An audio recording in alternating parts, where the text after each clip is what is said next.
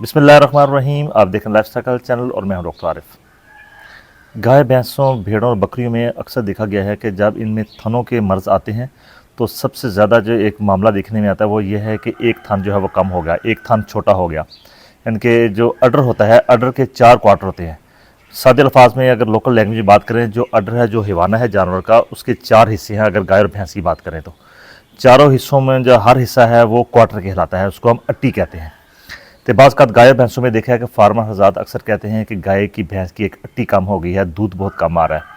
बकरियों और भेड़ों में अगर हम ख़ास तौर पे देखें तो उनका एक थन जो है वो छोटा हो जाता है, एक थन जो है बड़ा हो जाता है। ये जो थन छोटा हो जाता है, यानी कि जिस थन में दूध कम हो जाता है, अचानक किसी एक थन में दूध कम हो गया, ये अचानक जो थन का जो साइज़ है, जो हिवाने का जो साइज़ है, वो अचानक कम नहीं होता, बल्कि ये बहुत स्लो छोटा होता है। इस तरह स्लो छोटा होता है कि पता भी नहीं चलता। जैसे कि एक बर्फ़ का ब्लॉक पड़ा हो तो वो जो है वो घुलना शुरू हो जाए आहिस्ता आहिस्ता, तो पता भी नहीं चलता कब वो घुल गया। आपसे अगर पूछा जाए तो ये कितना कम हो, तो अगर बंदा करीब बैठा देखता है तो उसको अंदाज़ा नहीं होता है। बिल्कुल यही सूरत हाल जो थनों पर है कि थनों के जो कुछ अमराज ऐसे हैं जिनमें ये वाला मर्ज़ है कि जिसमें थन छोटा हो जाता है, दूध कम हो जाता है। इसको हम कहते हैं सब क्लिनिकल मास्टाइटिस।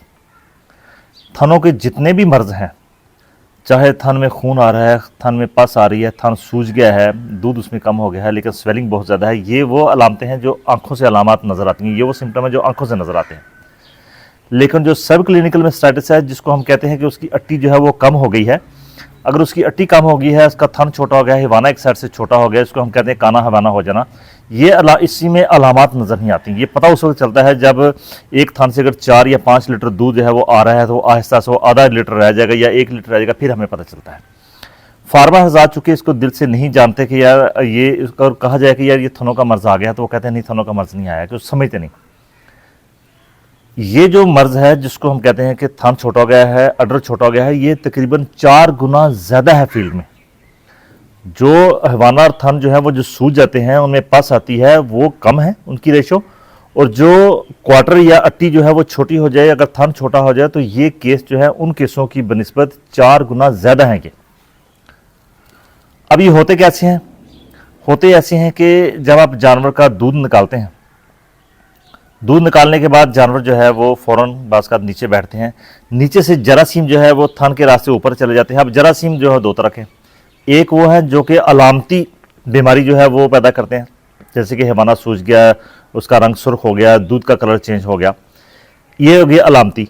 अब एक ऐसा है कि जिसमें जरासीम तो ऊपर चढ़े लेकिन कोई अलामत नहीं दी, आहिस्ता आहिस्ता वो जो क्वार्टर है, जो अट्टी है, वो आहिस्ता आहिस्ता कम होना शुरू होती है, जो थन है वो आहिस्ता आहिस्ता कम होना शुरू होता है, उसका जो दूध है वो जानवर का कम होना शुरू हो जाता है। उसमें कभी कभार ऐसा होता है कि उस थन से जो छिछड़े हैं दूध के, जिसको मिल्क फ्लैक्स कहते हैं, वो आना शुरू हो जाते हैं उसमें से।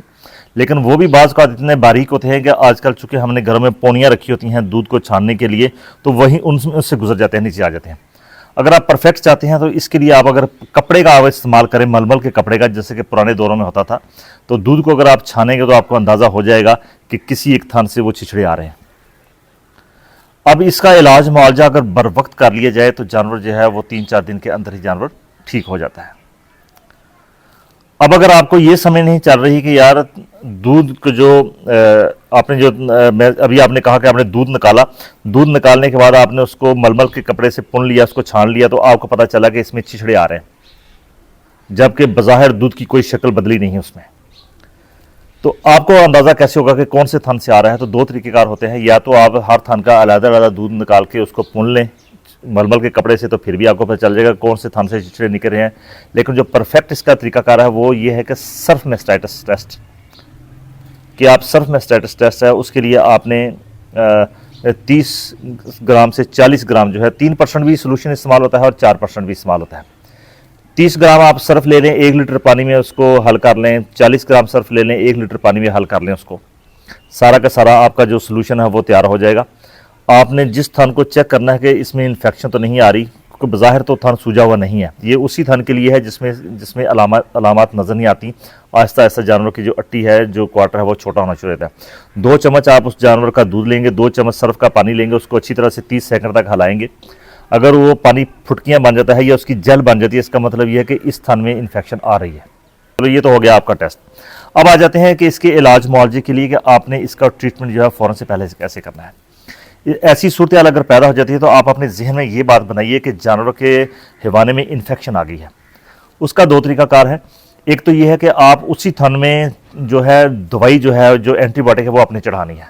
एंटीबायोटिक जो है वो मुख्तलिफ शक्लों में मार्केट में अवेलेबल है।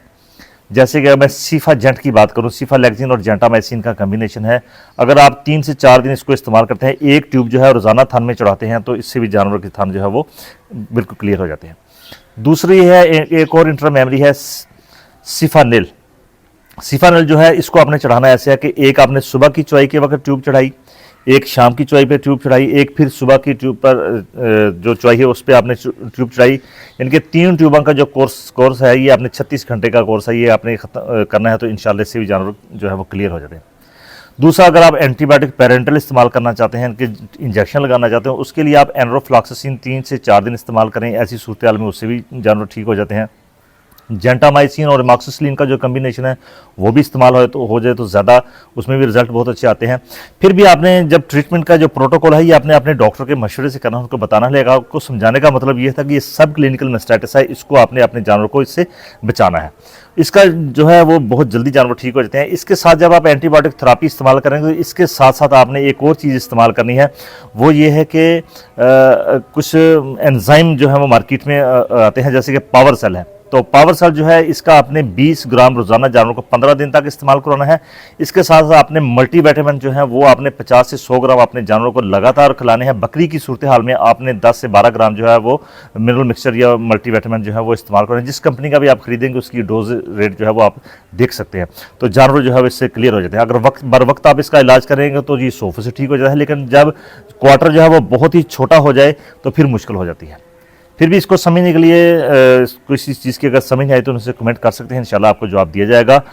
वीडियो आपको पसंद आए इसको लाइक और शेयर ज़रूर कीजिए, चैनल को सब्सक्राइब करना ना भूलिए। आपका बहुत शुक्रिया। अल्लाह हाफ़िज़।